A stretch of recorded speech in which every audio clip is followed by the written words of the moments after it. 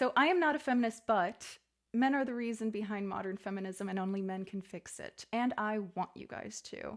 As a conservative woman, I really, really want you and need you guys to. So please listen up. The other day I saw a video posted by Tucker Carlson on Instagram, and in the video he scoffed at the idea that back in the day, women might not have been exactly as happy as a lot of people think that they were nowadays.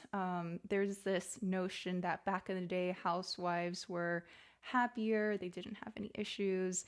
And surprisingly, in the comments, conservative women said otherwise. They said, not exactly. Grandma was not a happy camper. Yes, she raised us and she raised our parents. They did their best, but they weren't necessarily happy. And Tucker Carlson specifically said that there was no evidence to this being the case. There was no evidence that women were unhappy back in the day. And to that, I have to say that, well, I think the evidence lies in the fact that women jumped at the opportunity to go into the workforce as soon as it was presented to them.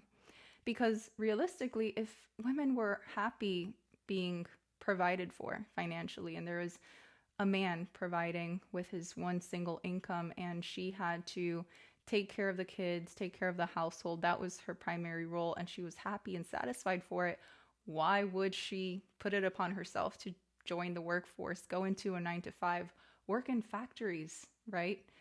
And that's kind of most of the opportunities that they had for women back in the day when they first started introducing them into the workforce, and it was an option, and they chose to do that. Why was this the case, right?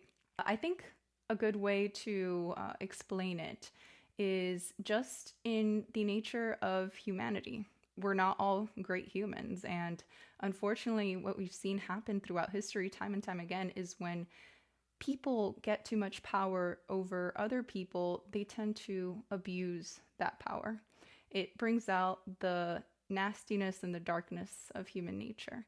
Absolute power corrupts, absolutely. It's why the US Constitution was created, so that power wouldn't be held at the hands of just a few people. Our founding fathers knew that power needed to be spread out so that we can have true freedoms, right? And so this relates back to, I think, the Stanford prison experiment of 1971. Some of you guys might have heard of it before. It goes like this as a whole. Student volunteers were brought in to play the part as prison guards or prisoners, just to see how they act. This was a psychological experiment. This experiment had to be stopped within 6 days because the prison guards became too abusive towards these volunteer prisoners because, well, they had absolute control over them. And so the experiment had to be stopped. And I think this pretty much sums up what I just mentioned about human nature, when unfortunately a lot of us are presented with absolute control over somebody else, over the lives of somebody else, we become abusive. And how does this tie back to the whole marriage situation that I'm talking about? Well, back when men had the opportunity to provide for a family by themselves with a single income, a lot of them, and also, of course, very important part, women weren't able to do this for themselves because they weren't allowed to. Women had to depend on their parents growing up for any kind of financial security, and then were transferred over to their husbands. And the husband was in charge of providing a roof over her head and food on the table.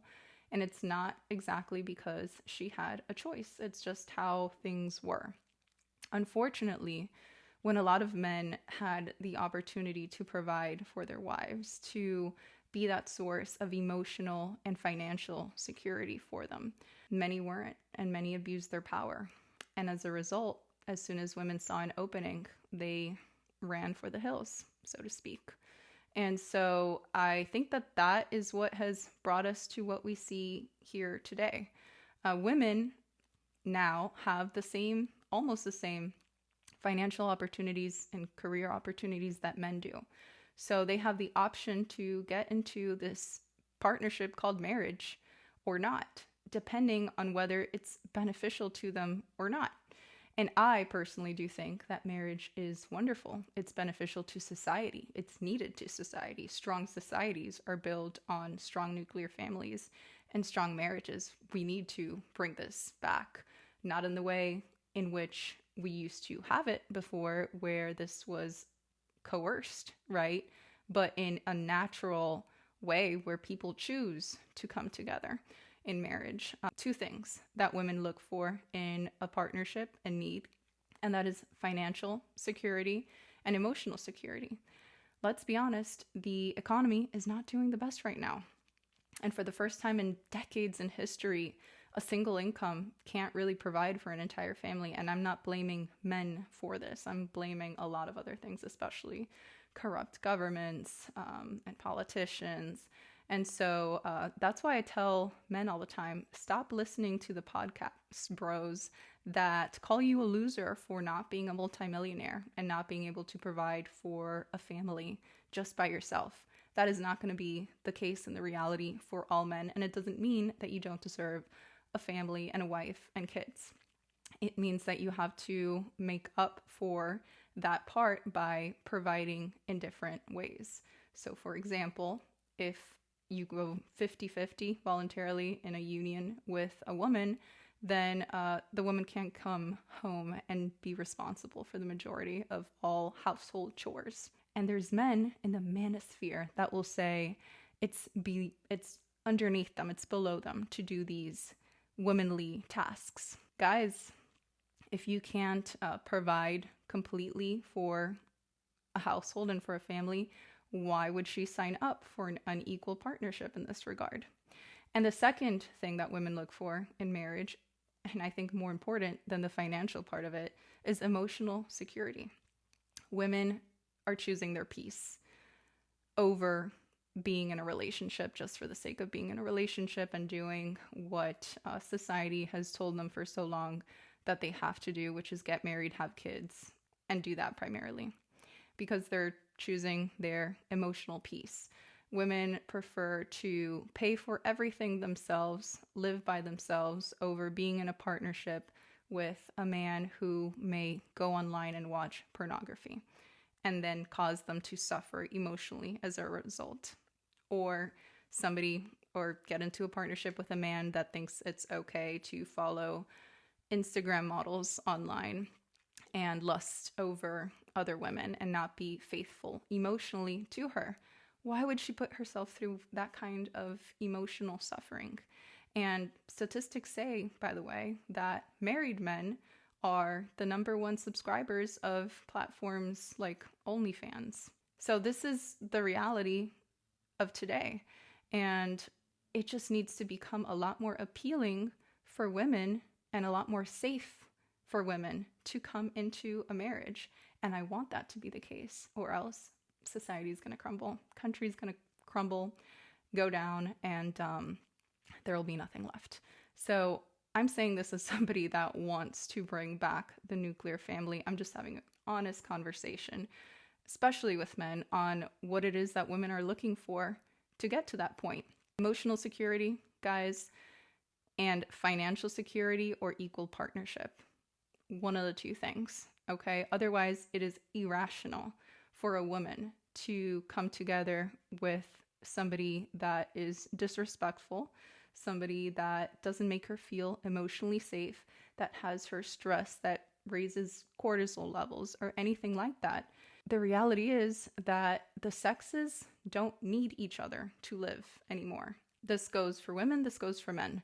Women, they might own their own property, have a house, need somebody to mow the grass. They can hire somebody to do that.